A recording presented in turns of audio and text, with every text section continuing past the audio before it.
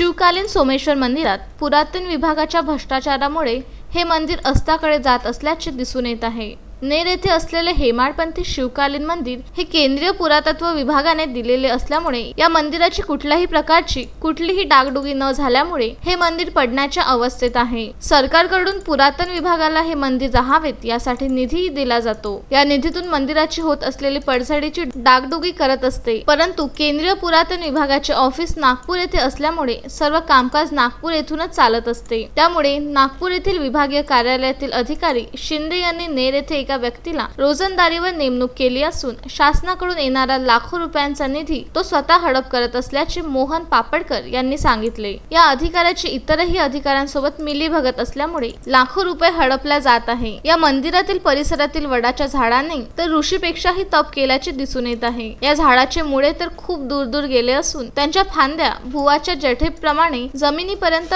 लोळत आहेत। या वडाच्या झाडामुळे अनेकांना विसावा मिळायचा, परंतु आता त्या परिसरात गवत वाढल्यामुळे त्या परिसरात भक्तही जाण्यास घाबरताना दिसून येत आहे। नवनाथ दरोई, विदर्भ न्यूज, नेर।